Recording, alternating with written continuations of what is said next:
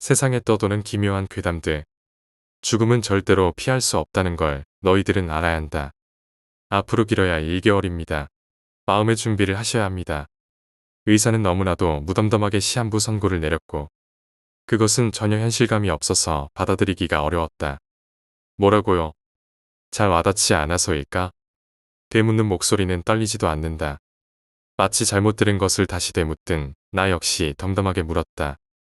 의사는 안경 너머의 눈살을 살짝 찌푸리는가 싶더니 다시 한번 정색을 하면서 또박또박한 목소리로 나에게 사형 선고를 내렸다. 김준성 씨에게 남은 시간은 이제 약 한 달 정도입니다. 이미 달리 손을 쓸 방법이 없어요. 그러니 받아들이기 힘드시겠지만 이제 준비를 하셔야 합니다. 달리 무엇라 할 말이 없었다. TV에서 본 시한부 환자처럼 의사의 멱살을 잡을 기운도 없었고 눈물이 미친 듯이 쏟아지지도 않았다. 생각보다 나의 반응은 침착했고 죽음을 받아들여야 하는 것을 나는 쉽게 이해할 수 있었다. 문득 진료실 가운데 앉아있는 의사의 뒤편에 창문이 눈에 들어왔다. 얼마 안 남은 삶의 시간 때문이었을까? 창밖에 보이는 풍경이 유난히 아름답다는 생각이 들었다. 진통제는 계속해서 처방을 하겠습니다. 피실 구숨이 나왔다. 적어도 고통스럽게 가지는 않겠군. 나는 조용히 일어서서 진료실을 나왔다. 안에서는 아무렇지도 않았던 것 같았지만 진료실을 나오자마자 다리에 힘이 풀려 주저앉아 버렸다. 나에게는 이제 시간이 얼마 남지 않았다. 그러한 생각이 들자 문득 서러움이 밀려왔다. 먼저 가신 부모님 때문에 나는 악착같이 살아왔었다.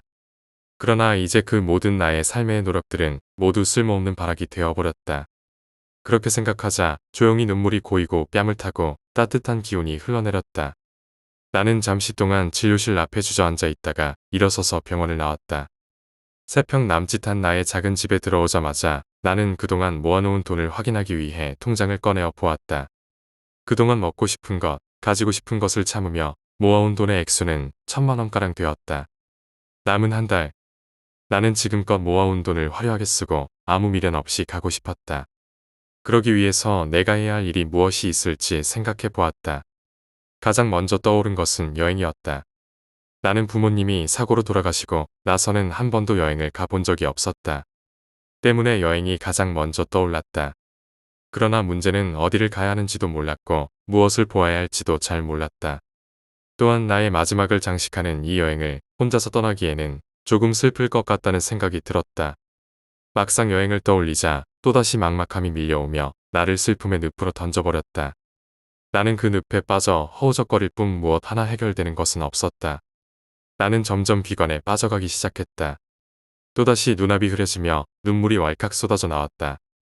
나는 온통 희뿌옇게 흐려진 채로 그대로 눈물을 흘리며 한참 동안을 앉아 있었다. 눈물을 흘리다 보니 눈이 점점 피곤해지는 것이 느껴졌다. 그러나 딱히 다른 행동은 하지 않았다. 나는 그대로 침대 위에 누워 베개에 고개를 파묻고는 한참 동안을 소리 없이 눈물을 흘렸다. 나는 그렇게 며칠 동안을 아무것도 하지 않고 울기만 하면서 시간을 보냈다. 나는 또다시 어딘가에 혼자 남겨지게 되었다. 매일 밤 나는 이곳에 떨어졌다. 병원에서 나에게 내려진 사형 선고를 받고 난 이후로 나는 잠이 들면 항상 이곳에 오게 되었다. 그곳은 사방에 안개가 짙게 끼어 있어서인지 한 치 앞도 분간하기가 어려웠다. 매일같이 나는 이곳 아무도 없는 적막한 어둠 속에서 미친 듯이 나를 알아달라고 부르짖다가 잠에서 깨어나곤 했다. 헌데 오늘은 조금 달랐다. 적막을 깨고 어떤 소리가 조금씩 들려왔다. 온통 조용한 가운데 무언가가 다가오는 듯 발소리가 들려오기 시작했다. 시간이 지날수록 풀을 밟는 것과 같은 소리가 점점 크게 들려오고 있었다. 그리고 곧 나는 발소리의 주인을 볼 수 있었다. 안개 사이에서 나타난 그 인형은 허리가 굽어진 노파였다.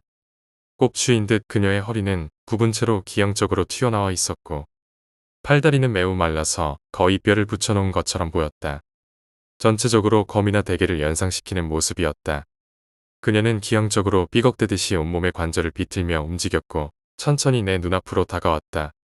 그리고는 얼굴을 쭉 빼내밀어 내 코앞까지 들이밀었다. 가까이에서 보인 그녀의 얼굴을 훨씬 더 섬뜩하고 무서운 모습이었다. 깊게 파인 주름살로 가득한 노파의 얼굴은 사람의 얼굴이라기보다는 마치 침팬지나 다른 유인원 같다는 생각이 들게 만들었고 온통 산발한 머릿결은 벼락을 맞은 듯이 위로 뻗쳐 올라 있었다. 또한 보통의 눈이 있어야 할 자리는 텅 빈 채로 어두만이 자리 잡고 있었다. 그녀가 입을 열자 죽음의 냄새가 물씬 풍겨왔다. 온갖 동물들의 시체가 썩는 듯한 지독한 냄새에 나는 질식을 할 것 같은 느낌을 받았다. 나는 본능적으로 내 앞에 다가온 노파의 정체를 알 수 있었다. 그녀는 운명이었다. 죽음이라는 이름을 가지고 나를 데리러 온 사자였다.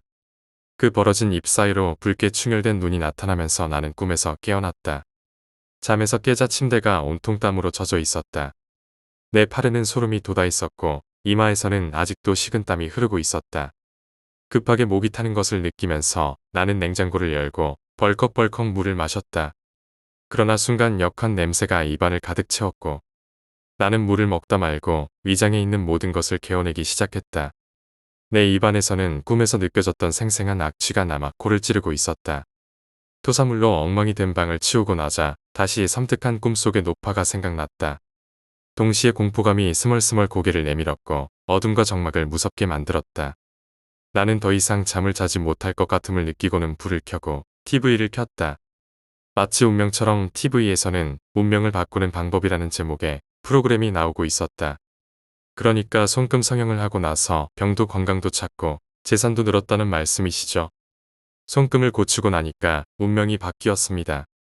집을 나갔던 아내와 아이들도 되찾았고요. 요즘은 하루하루가 행복합니다. TV에서는 운명을 바꾼 사람이 나와서 크게 떠들고 있었다. 나는 물론 미친 짓이라는 것을 느낄 수 있었다.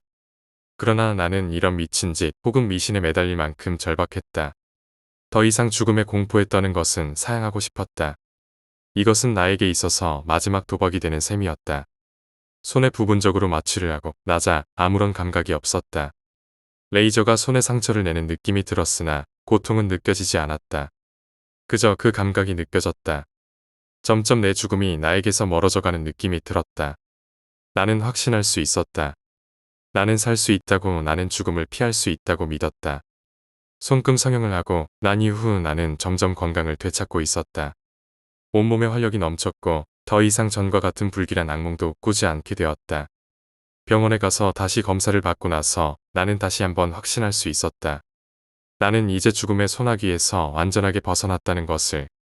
놀랍게도 몸에 자리 잡았던 죽음의 그림자들은 모두 애초에 없던 것처럼 사라져 버렸다고 했다. 의사는 믿기지 않는다는 듯 몇 번이고 다시 확인을 해보았으나 결과는 같았다. 살아있다는 것은, 그리고 앞으로도 살 수 있다는 것은 굉장한 축복이었다.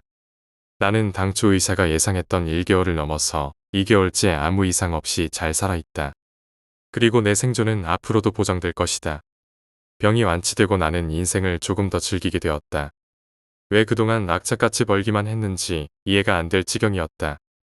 옆에 누워서 새근새근 잠을 자고 있는 여자를 보자 나는 또 기분이 좋아졌다. 하체에 피가 쏠리며 분신이 일어났다. 나는 살아있음을 다시 한번 확인하며 술에 취해 곤히 자는 여자를 끌어안았다. 그녀는 내가 끌어안은 탓에 잠이 깬 듯 살짝 몸을 뒤척이다가 일어났다. 깼어? 그녀는 부스스한 모습으로 고개를 끄덕였다. 하자. 그러자 그녀는 또 핏이 굳고는 내 품에 안겼다. 한바탕 일을 치른 후 그녀는 씻으러 들어갔고 나는 혼자 모텔에 TV를 보고 있었다. 모텔에 전력에 문제가 있는지 잘 나오던 TV가 말썽을 부리기 시작했다. 그리고 조금 더 치직거리다 가는 곳 모텔 자체가 어둠에 잠겨버렸다. 화장실에서도 짜증이 가득한 음성이 들렸다. 아마 일시적으로 정전이 된 것 같았다. 조금만 참아. 좀 기다리면 다시 들어오겠지. 나는 담담히 말하고는 침대에 누워 이불을 덮었다. 조금 부스럭거리는 소리가 나더니 화장실 문이 닫혔다. 아마도 샤워 도중에 급하게 나온 것 같았다. 나는 가만히 누워서 그녀를 기다렸다. 내 옆에 다시 여자가 들어오자 나는 조용히 그녀의 머릿결을 쓰다듬었다. 헌데 꽤나 이질적인 감각이 느껴졌다. 방금 샤워를 끝낸 촉촉하고 부드러운 머리에 감촉이 아닌 쌀이비를 만지는 듯한 거칠고 빳빳한 느낌이 전해졌다. 손에서 이상한 촉감을 느낀 것과 동시에 코를 찌를 듯한 악취가 느껴졌다. 마치 시체가 썩어 들어가는 듯한 혐오스러운 냄새였다. 그리고 곧 붉은 빛으로 조명이 들어오기 시작했다. 전에 꿈에서 보았던 눈이 없는 노파가 내 옆에 누워서 입을 쩍 벌리고 있었다. 나는 그 입안에서 금방이라도 붉은 피를 뿌려댈 듯한 충혈된 붉은 눈을 볼 수 있었다. 그 눈을 마치 도망갈 수 있을 줄 알았어? 라고 묻는 듯 했다. 당황한 나는 즉시 노파를 밀어내고 그대로 모텔을 뛰쳐나갔다. 옷이라고는 팬티에 한 장만 달랑 걸치고 있었으나 그대로 죽을 수는 없었다. 지금 저 노파에게 잡히면 그대로 죽고 말 것임을 나는 확신했다. 나는 전력을 다해 달리며 뒤를 슬쩍 돌아보았다. 노파가 얼마나 뒤에서 따라오고 있는지를 확인하고 싶었기 때문이다. 주름살 가득한 쭈글쭈글한 면상이 잔뜩 일그러진 채로 바짝 따라붙어 있었다. 나는 놀라서 숨을 헉하고 내뱉으면서도 지금 잡히면 죽는다는 공포에 사로잡혀 속도를 줄이지 않고 계속 내달렸다. 한참을 달리자 횡단보도가 나타났다. 불은 아직도 빨간불이 켜진 채였으나 밤이 깊어서인지 지나다니는 차는 없었다. 나는 망설이지 않고 바로 횡단보도를 건너기 시작했다. 횡단보도를 반쯤 지났을 때 갑자기 경적이 울리며 밝은 빛이 쏟아져 나와 내 시야를 가렸다. 나는 재빨리 건너가려고 했으나 그럴 수 없었다. 어느새 다가온 흉측한 노파가 내 몸을 잡고는 흉측하게 웃고 있었다.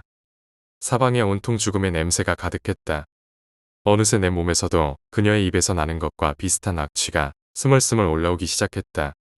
악취와 함께 들려온 재수없는 누숨소리에 다시 고개를 돌리자 노파의 텅 빈 눈두덩이 사이로 절망스러운 표정을 짓고 있는 나 자신이 보였다.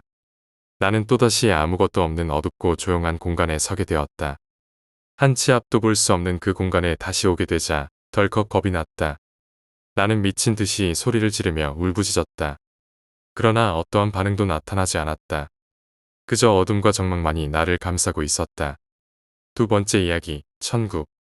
기분 나쁜 소음 소리에 사람들은 제각기 가던 길을 멈추고 소리가 나는 방향으로 몸을 돌렸다. 몸을 돌린 곳은 제각기였으나 결국 모두의 시선은 한 곳을 향하고 있었다. 혹시 하늘이 부서지는 것을 본 적이 있는가? 비록 파편은 흩날리지 않았지만 그곳의 하늘은 쪼개지고 있었다. 그리고 입을 떡 벌린 채 가던 길을 멈춘 행인들의 머리 위로 있을 수 없는 존재가 입을 열었다. 긴장하지 말고 용건이 있으니 잠깐이면 돼. 그렇게 말하고 잠시 짧은 정적이 이어졌다. 그들이 보고 들은 것은 이 세상의 것이 아니었기에 또 어느 누구의 장난이라고 하기엔 너무나도 값비싸 보였다. 사람들은 그 자리에 우두커니 서서 하늘만 올려볼 뿐이었다. 그러니까 이제부터 존재가 다시 입을 열자 그제야 사람들은 몸을 움직이기 시작했다. 더불어 소리도 지르기 시작했다. 존재는 무척이나 곤란한 표정을 지으며 인상을 찌푸렸지만 이상하게도 도망치는 사람들을 붙잡지 않았다. 어쩌면 붙잡을 필요가 없었을지도 모른다. 들리지? 도망치던 사람들, 다리가 풀린 사람들, 귀를 막고 소리를 지르던 사람들, 시각장애인, 청각장애인, 정신이 온전치 못했던 노인, 아직 사리 분별이 덜 성숙한 어린아이들까지 존재의 목소리는 너무나도 뚜렷하게 또 강렬하게 울려 퍼졌다. 내가 하는 말을 들어줘. 존재는 한참 동안이나 이야기를 전했다. 겁에 질려 도망치던 사람들은 이번에는 그 반대로 존재의 말에 귀를 기울이기 시작했다. 그가 전하는 말은 그 공간, 그 시간, 그 사람들뿐만 아니라 전 세계 모든 인류에게 울려 퍼졌다. 그렇기에 이 사건은 국적을 막론하고 각국의 매스컴은 물론 문명이 발달하지 못한 곳에서도 뜨거운 감자가 되었다. 어떻게 죽으면 곧바로 천국에 갈 수 있다는 거지. 정말 천국이라는 곳이 있긴 한 거야. 근데 너도 봤잖아. 그 절대 사람처럼 생기지 않은 그 무언가를 말이야. 그래, 마치 고대 벽화에서나 나올 법한 괴수였어. 누구? 나 좀 죽여줄 사람 어디 없어? 나 좀 죽여줘. 천국에 가고 싶어. 그럼 나도 죽여줘. 나도 천국에 갈래.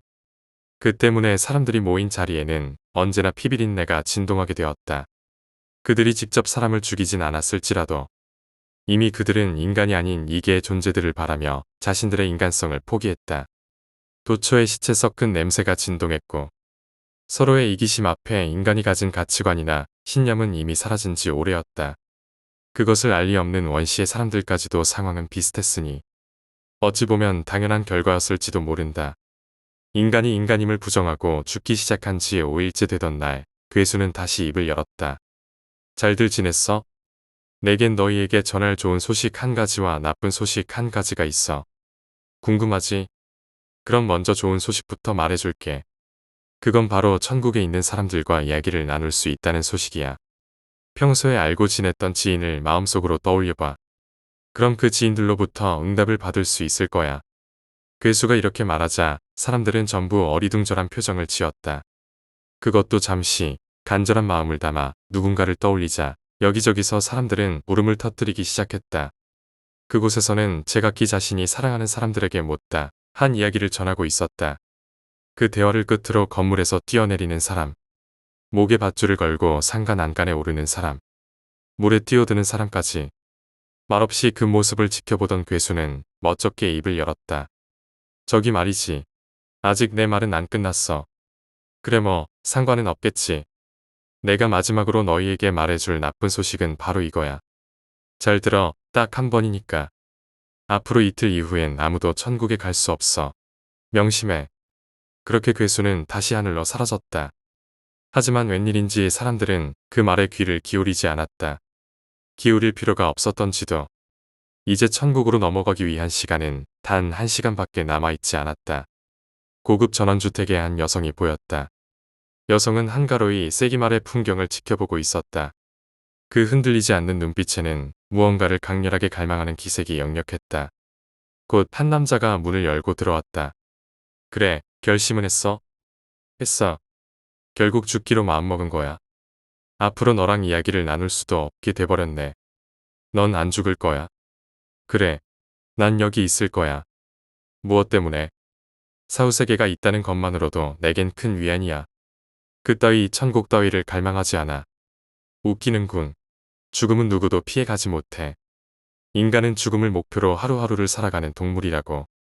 그 끝을 보장받을 수 있는데 그 기회를 버리겠다고. 설령 그 끝이 지옥이라 해도 난 달게 받겠어. 왜? 너도 봤을 거야. 모든 사람들이 죽어가는 모습을, 그리고 그 모든 사람들이 천국에 간다는 사실을. 여자의 말에는 남자는 뭔가를 깨달은 듯 고개를 짧게 까딱거렸다.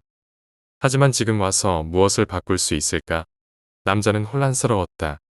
시간이 별로 없는 것 같은데. 남자의 표정에 여자는 입을 열었다. 그제야 정신을 찾은 남자는 허둥지둥 무언가를 가방에서 꺼내기 시작했다. 남자의 행동을 보며 여자는 팔짱을 끼고 물었다. 설마 내가 보는 앞에서 죽으려는 건 아니겠지? 추하게 죽을 생각이야? 아니야. 어떻게 죽을 생각이지? 남자는 품 안에서 무언가를 꺼냈다. 그리고 그의 가슴에 내리꽂았다. 남자의 가슴에 꽂힌 것은 한참 요동치다가 이내 힘없이 풀렸다. 스르륵 풀려진 팔과 함께 남자는 그 자리에 주저앉았다. 반쯤 감긴 남자의 눈은 더는 대답할 기력이 남아있지 않다는 걸 여자에게 말해주고 있었다. 여자는 그 사실을 알고 있었는지 이별의 눈물로 남자의 마지막을 배웅하고 있었다. 얄궂은 현실 앞에 사랑하는 사람의 결심을 끝까지 존중해준 여자는 그 끝으로 그곳을 빠져나왔다. 남자의 옆에는 아직도 살벌하게 눈을 번뜩이는 검은색 독사 한 마리가 혀를 날름거리고 있었다. 남자 2명이 대화를 나누고 있었다. 대화를 듣던 한 남자의 표정이 점점 굳어지기 시작하더니 결국 비명 같은 말소리가 들리기 시작했다. 그게 사실이야. 그렇게 됐습니다. 아니, 이걸 어떻게 아무도 모를 수가 있지? 관리팀은 대체 뭘 하는 거야? 아무래도 녀석이 그 전에 손을 쓴 모양입니다. 셋은 어제 발견해 회복실에 들어가 있는 상태고 나머지 둘은 그분 곁으로. 그 말에는 남자는 잠시 말이 없었다. 하지만 여유를 부릴 시간이 없었다. 저 방인가? 예, 저기 있습니다. 열어. 남자의 안내를 받고 들어간 그곳엔 괴수이자 존재가 손과 발을 결박당한 채 앉아 있었다. 화가 난 표정으로 남자는 괴수에게 물었다. 왜 그랬나? 남자의 질문에 괴수는 아무런 말도 하지 않았다. 허무한 혼잣말을 하던 남자는 괴수가 미소 짓기 시작하자 당황스러운 표정을 지었다. 괴수의 웃음소리가 점점 커지며 남자의 얼굴은 기괴하게 변해갔다. 마침내 남자의 모습이 괴수처럼 무섭게 바뀌고 나서야 괴수는 웃음을 멈추며 말했다. 지옥. 당신은 가봤어? 아니, 난 너처럼 죄를 짓지 않았으니까. 그곳의 풍경을 본 적 있어? 당연히 못 봤지. 가본 적이 없으니까 말이야. 그의 소리가 울려 퍼지자 괴수는 잠시 말을 멈추었다. 깊은 생각에 잠긴 괴수는 이내 정적을 깨고 다시 입을 열었다. 그곳은 말이야. 마치 천국과도 같았어. 천국. 그래, 고요했지. 평화롭고 조용했어. 심지어 따분할 정도로 말이야. 하지만 아주 오래전에는 그렇지 않았었어. 이따금 비명소리와 살이 으깨지는 소리가 들리곤 했었지. 그러나 모든 사람들은 그곳에서 적응해 나가기 시작했어. 싸움은 멈췄고 살아생전 자신들이 했던 악행들은 점차 사라졌지. 그리고 그곳은 다른 의미로 천국이 되어가고 있었어. 지금 너희들이 살아가고 있는 천국처럼 말이야. 남자는 괴수의 이야기에 말문이 막혔다. 괴수는 계속해서 말했다.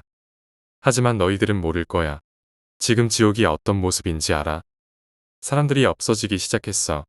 생기를 잃어가고 있다고. 그건 다 너희들 때문이야.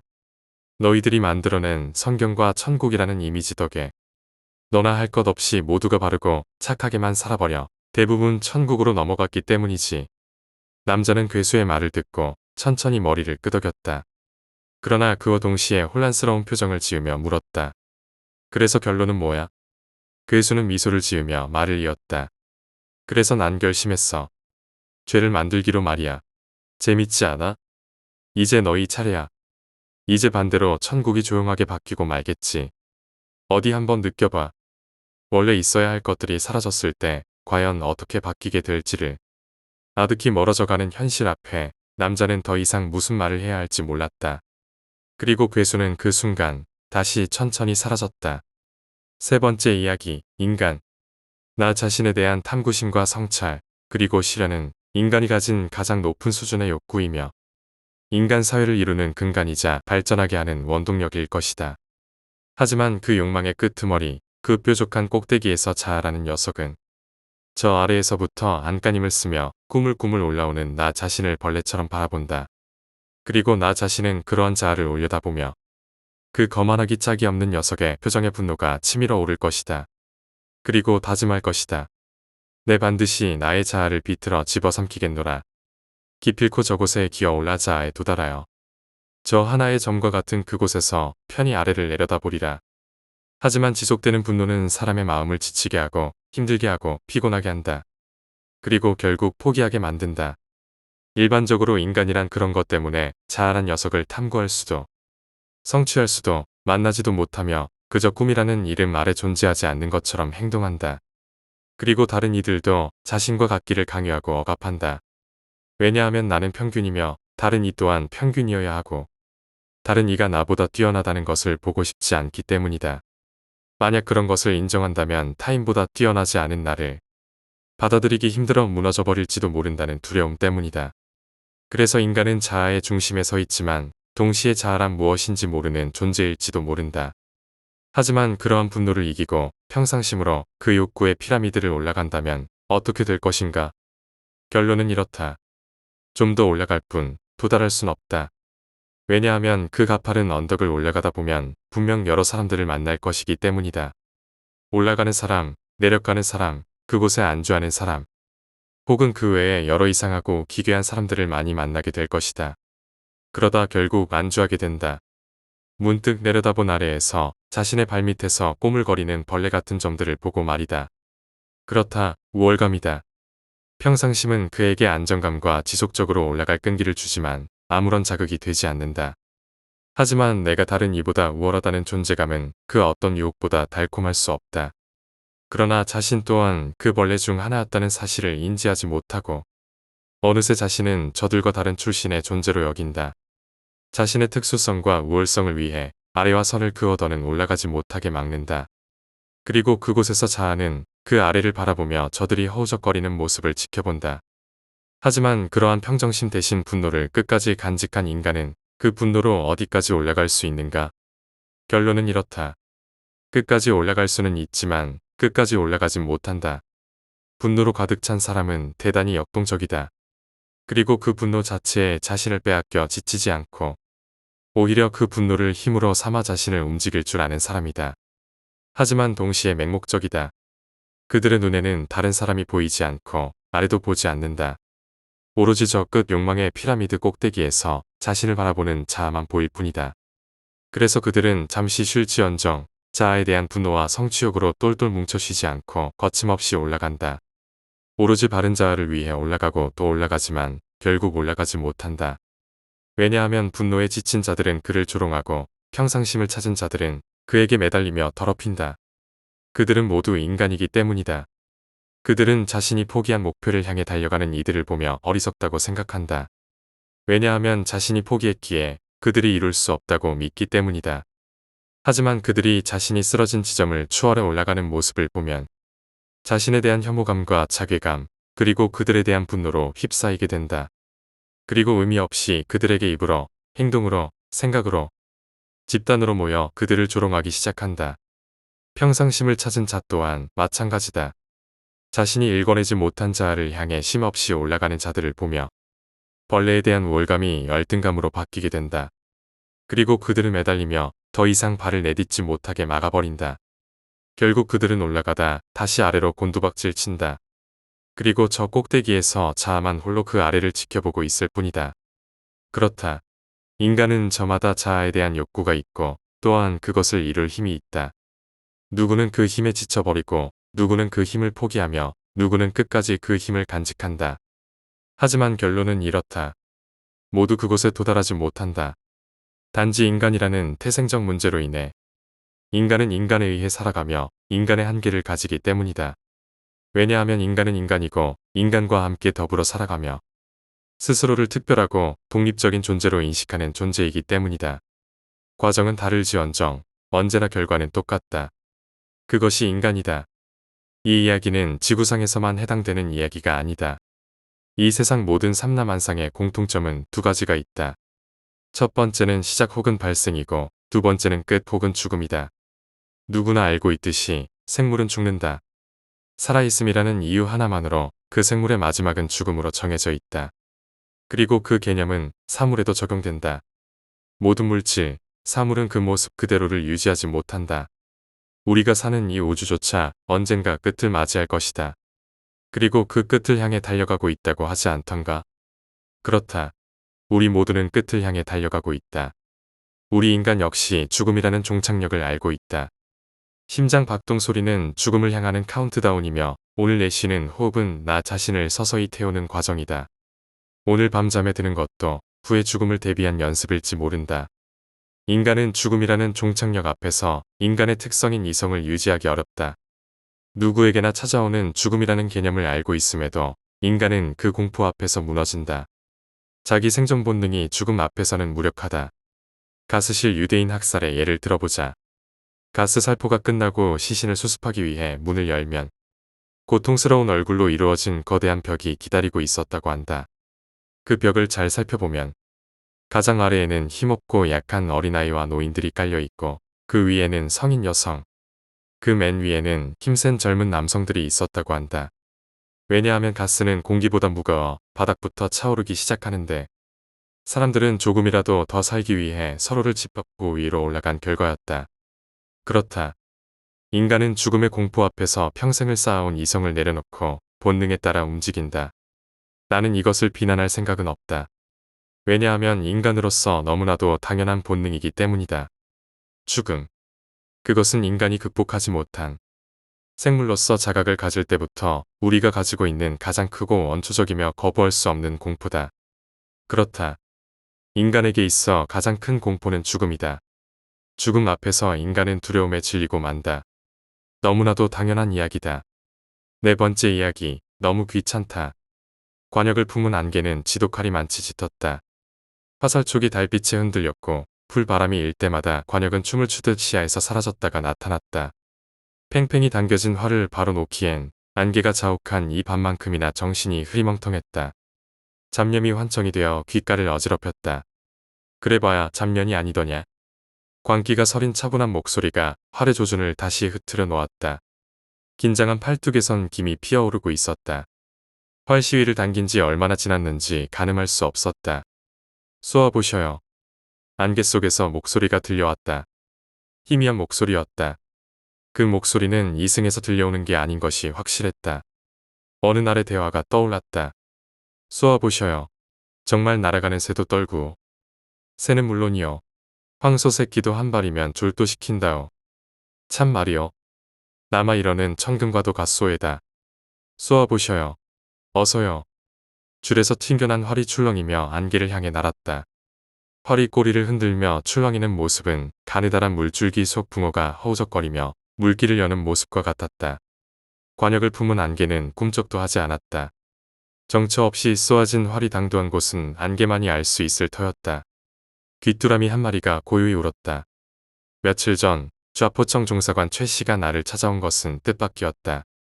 대역죄를 물을 것이니 포청에서 목을 치는 게 옳지 않겠느냐. 하오나 어찌 소인이 망나니 놈이나 쓰는 칼을. 포도주장께서 이 일을 마치면 내 놈을 무료부장으로 특별 승급하라 명하셨다. 포도대장이 허락하셨으니 틀림없을 게야. 어찌 대답이 없는가? 헛소문에 겁이 들었는가? 당치도 아니합니다. 어찌 감히. 그런 소문 따위 진위 여부를 논할 바가 아니지 않은가? 내 말이 틀린가? 그래봐야 잡년이 아니더냐. 너도 무료부장이 되면 나라에서 받을 녹도 오르니 나쁠 건 없지 않겠느냐. 참새처럼 나를 귀찮게 했다. 예진이란 그런 년이었다. 활 솜씨가 궁금하외다. 저기 풀숲에 꽁을 맞춰보. 내 울 어미에게 푹 고아 올릴까 하오. 당신에게도 다리 한 점은 드리외다. 기름 뜬 탕국이 그립지 않소. 서산에 멧돼지가 뛰논다오.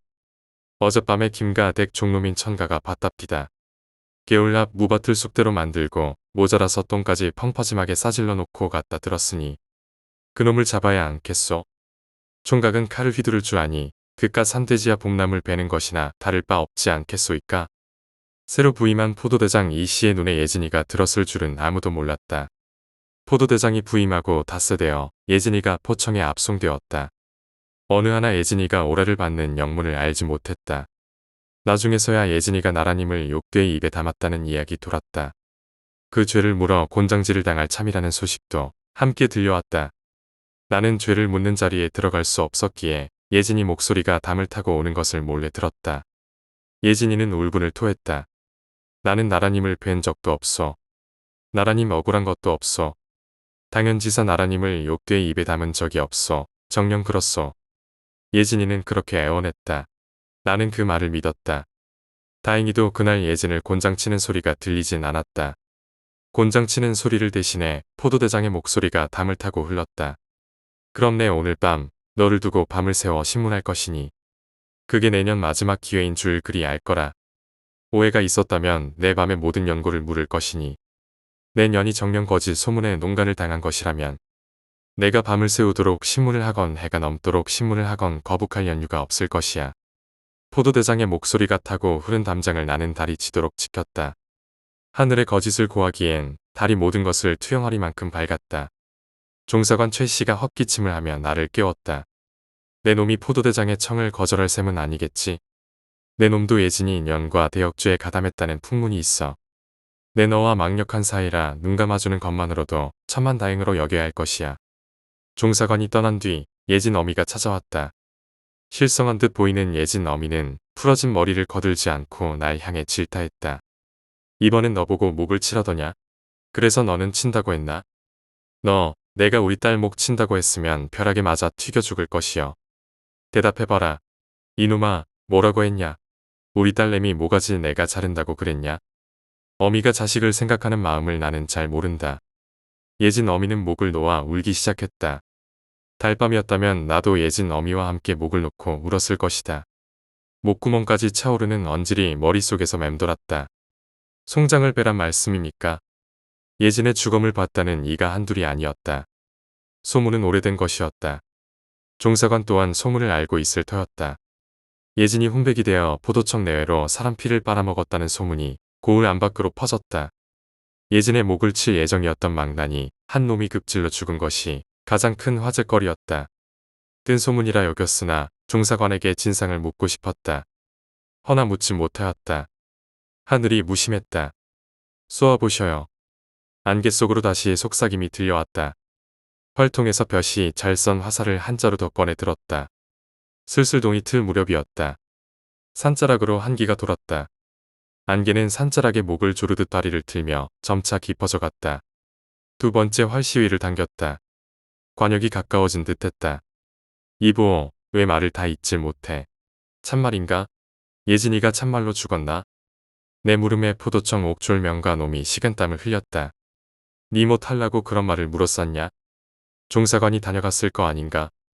나보고 예진이 목을 치라더니 쏜살같이 사라져 버렸는데 내가 뭘 어떻게 알겠어?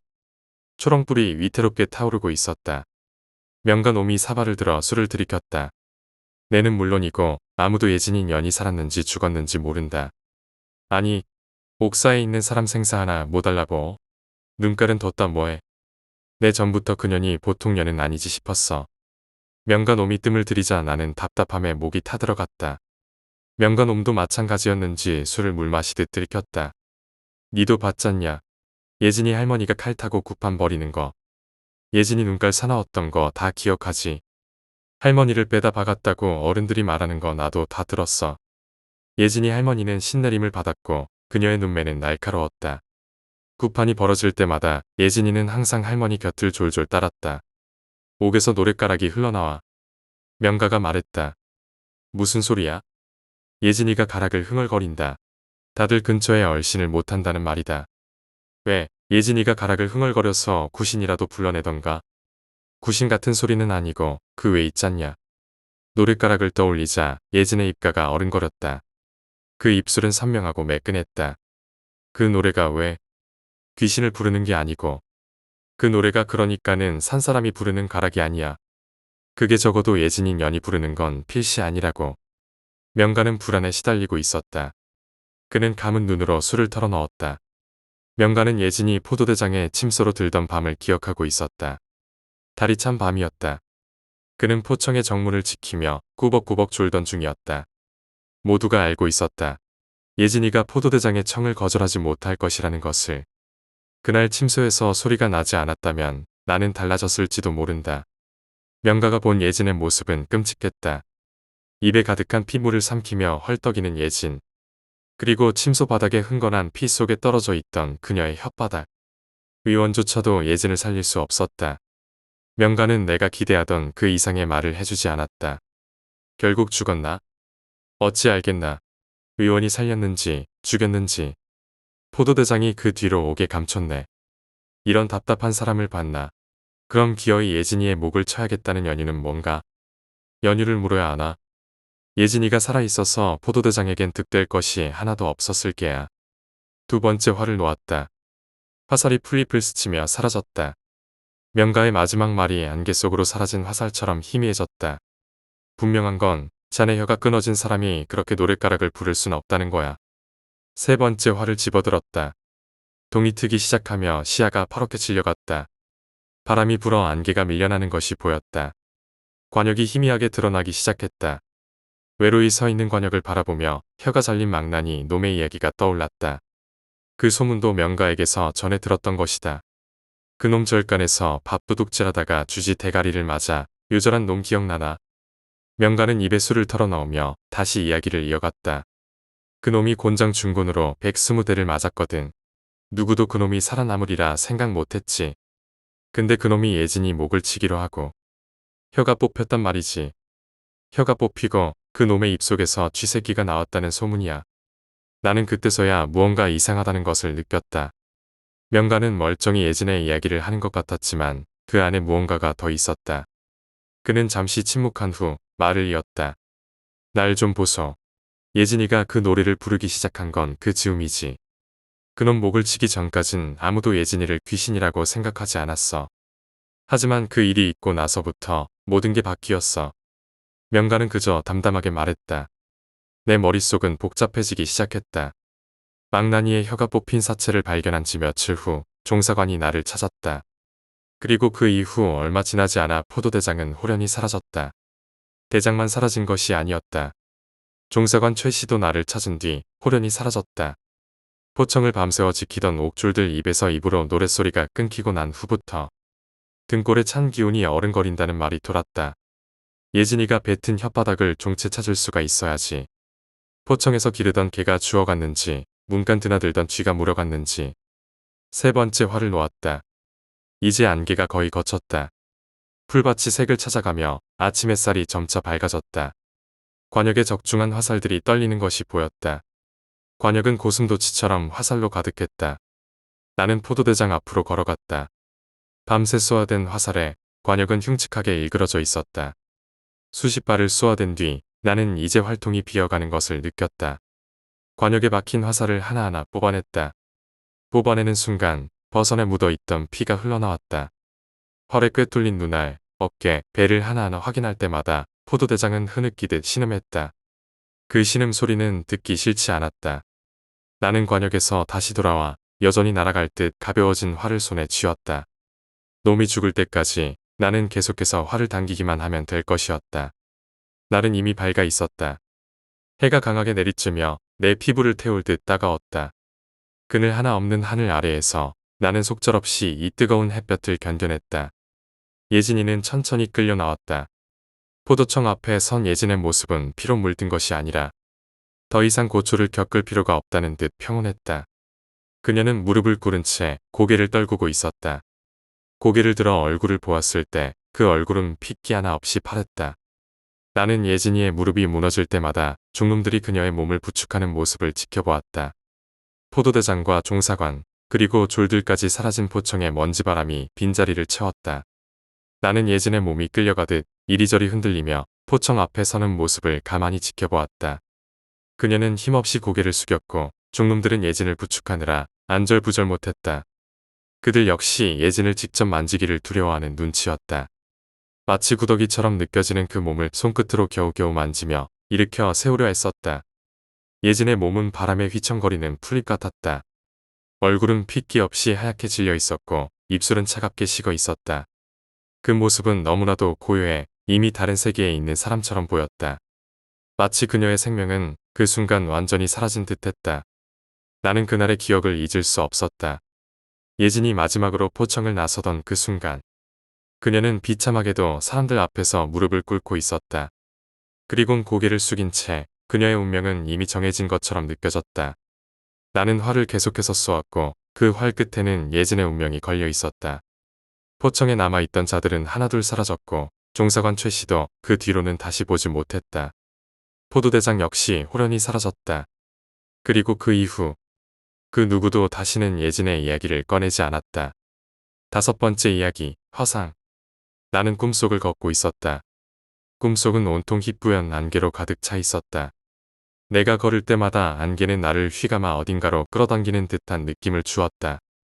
안개 속에서 희미한 그림자들이 보이기 시작했다. 그림자들은 사람의 형상을 하고 있었지만 그들의 얼굴은 보이지 않았다. 그들은 그저 흘러가듯 조용히 내 앞을 지나가고 있었다. 그때였다. 멀리서 희미하게 들려오는 목소리가 나를 불렀다. 여기야, 이쪽이야. 나는 그 목소리를 쫓아 걸음을 옮겼다. 하지만 걸음이 무거워져서인지 한 걸음 내디딜 때마다 발이 땅에 묶인 듯 움직이기가 힘들어졌다. 목소리는 점점 더 가까워졌다. 그리고 어느새 나는 그 목소리의 주인에게 다가갔다. 그곳에는 한 여인이 서 있었다. 그녀는 나를 향해 손을 내밀었다. 나는 그 손을 잡으려 했지만 손끝에 닿기 직전 그녀는 안개 속으로 사라져버렸다.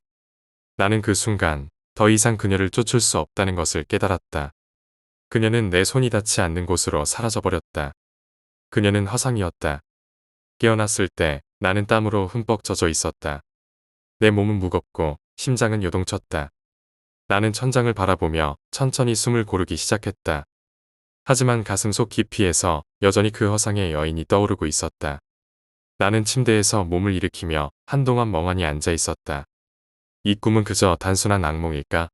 아니면 무언가 더 깊은 의미가 있는 걸까? 머릿속에서 꿈속의 여인의 얼굴을 떠올리려 했지만 아무리 애써도 그 얼굴은 희미하게만 기억났다.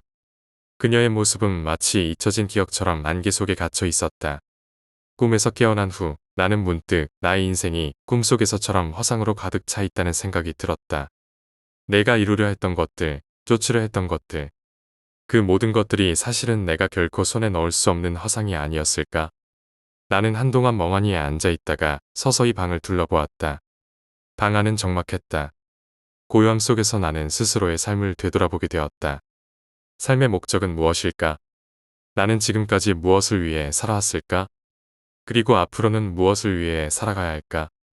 머릿속에서 끝없이 질문들이 맴돌았다. 하지만 답을 찾기란 쉽지 않았다. 그저 나는 그 화상을 잡으려 애쓰는 무력한 존재일 뿐이라는 생각이 들었다. 결국 나는 결코 쫓아갈 수 없는 그 화상을 쫓으며 살아가는 것이 아닐까? 모든 것이 그렇게 덧없이 사라져 버리는 것일까? 이렇게 의미 없는 것을 위해 달려왔다는 생각에 마음이 무거워졌다. 그날 이후로 나는 허상에 대한 생각을 멈출 수 없었다. 매일 밤 꿈속에서 나는 그 여인을 쫓았지만 그녀는 언제나 안개 속으로 사라져 버렸다. 그리고 나는 그 뒤에 남겨진 허전함을 안고 깨어났다. 마치 내 인생 자체가 그 꿈과 같았다. 손에 닿지 않는 무언가를 쫓으며 끝없이 허전함만을 남기는 삶. 이런 식으로 살아가는 것이 과연 옳은 것일까?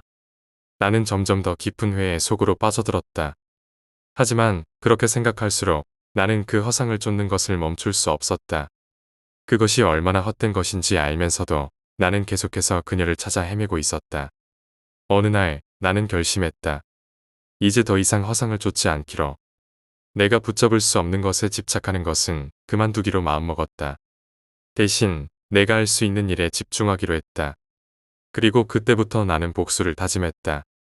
내가 잃어버린 모든 것을 되찾기 위해, 나를 배신한 자들에게 내가 겪은 고통을 돌려주기 위해. 복수가 내 새로운 목표가 되었다. 내가 잃은 것들을 되찾기 위해선 반드시 그들에게 내가 느꼈던 절망을 맛보게 해야 했다. 그것이 내가 살아갈 이유가 되었다. 나는 그들을 찾아내기 시작했다. 오랜 시간 동안 쌓인 원한은 나를 움직이게 했다.